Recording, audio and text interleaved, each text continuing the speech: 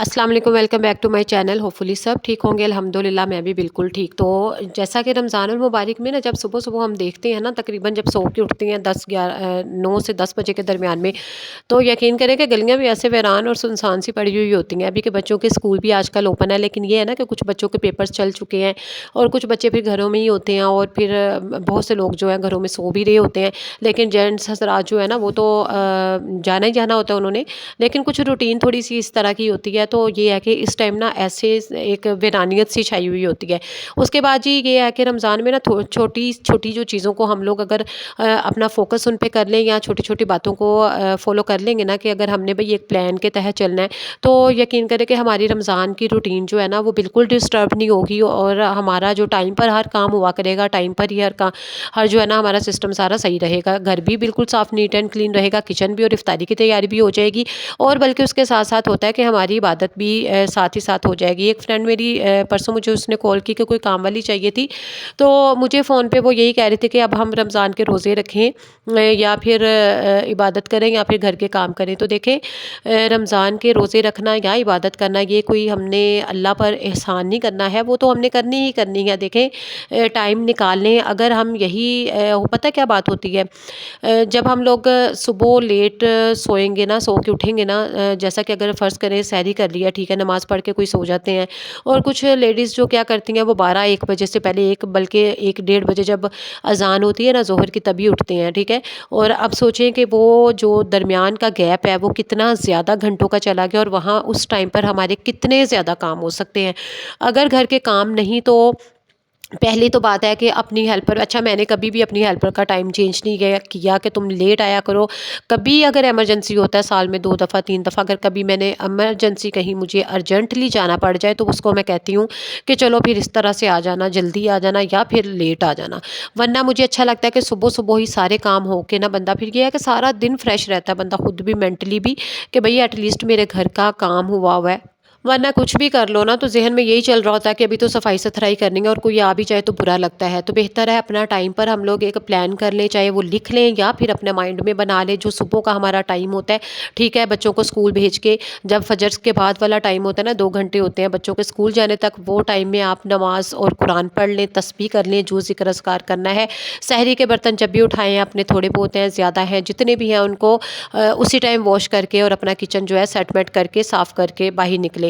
उसके बाद ये है कि बच्चों को स्कूल भेज के अगर आपने सोना भी है, या कुछ लोग पहले भी 2 घंटे सो लेते हैं या बाद में नहीं सोते, वो आपकी अपनी मर्ज़ी है कि आपने क्या शेड्यूल सेट किया हुआ होता है। लेकिन जब आपने घर में क्लीनिंग करवा ली है, उसके बाद आपने छोटे छोटे काम साथ हेल्पर के मिलके खुद कर लें, जैसे कि चीज़ें तो हम साथ साथ ही उठाते हैं, डस्टिंग हल्की फुल्की जहाँ पे आपको लगे। और रमज़ानुल मुबारक में ना मैं बहुत ज़्यादा पागल नहीं होती सफाई सुथराई करना, क्योंकि भाई रमज़ान चल रहा होता है, कोई बात नहीं, पूरा साल ही हम लोग सफाइयों पे जोर होते हैं, लेकिन क्लीनिंग तो खैर करनी है ना। हल्की फुल्की डस्टिंग मैं करती हूँ, बहुत ज़्यादा जो है ना डीपली क्लीनिंग को नहीं मैं लेके चलती। तो बाकी ये है कि अगर कोई कपड़े करने हैं, जब आपके पास थोड़ा सा टाइम हो, हल्के फुल्के से थोड़े से करके रख लें, कभी बच्चों के कर लें, अपने कर लें, हस्बैंड के कर लें, इस तरह से थोड़ा थोड़ा टाइम करके ना वो कर लें, कि एक दिन अपना रख लें, एक दिन बच्चों का रख लें, इस तरह से।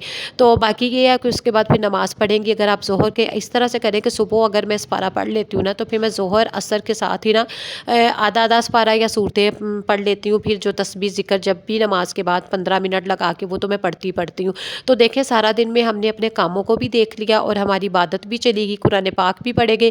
बल्कि जब मैं क्लीनिंग कर रही होती हूँ ना, करवा रही होती हूँ, या साथ अपनी हेल्पर के मिलके कर रही हूँ, तो जैसे कपड़े आयरन कर रही हूँ, तो यहाँ पर मैंने कुरान पाक को ना मैंने स्टार्ट किया हुआ है ट्रांसलेशन के साथ। बल्कि आप लोग भी ज़रूर जब आपका काम कर रहे होते हैं ना, ट्रांसलेशन के साथ कर लें, या फिर इफ्तार टाइम जब शाम को बना रहे होते हैं, तो ट्रांसलेशन स्टार्ट करें, ताकि एटलीस्ट हमें पता चले कुरान पाक में फ़रमाया क्या गया है। तो हमें बहुत नॉलेज मिलेगा, हमें काफ़ी चीज़ों का पता चलेगा।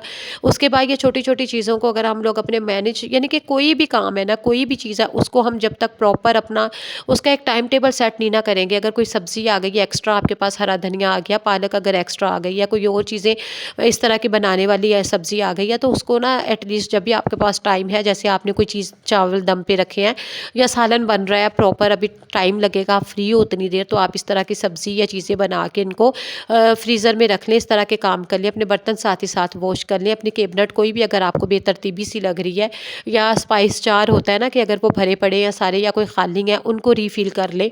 تو وہی بات ہے کہ روزے میں یار ہم لوگوں کو اللہ تعالیٰ پہ احسان نہیں کرنا کہ بھئی ہم نے روزے رکھنے ہیں۔ ہائے بہت سے لوگوں کو میں دیکھتی ہوں کہ بھئی میرا تو روزہ ہے میں کیا کروں، میرا تو روزہ ہے میں کیا کروں۔ دیکھیں روزہ روزہ ہے، ٹھیک ہے، روزہ اپنا آپ دکھاتا ہے، چاہے گرمی ہو یا سردی ہو، ٹھیک ہے، اس نے اپنا آپ دکھانا ہی ہے۔ اور یہ ہے کہ اس میں ہم لوگوں کو پیشنس بھی تو ہم لوگوں کو ہی رکھنا ہے نا، لیکن ظاہر ہے ہم نے کسی پہ احسان نہیں کرنا۔ بچوں کو ہوتا ہے کہ ہم بھئی اب میں کیا کروں، میرا تو روزہ ہے یا میرے سے ایکسٹرا کام نہیں ہوتے۔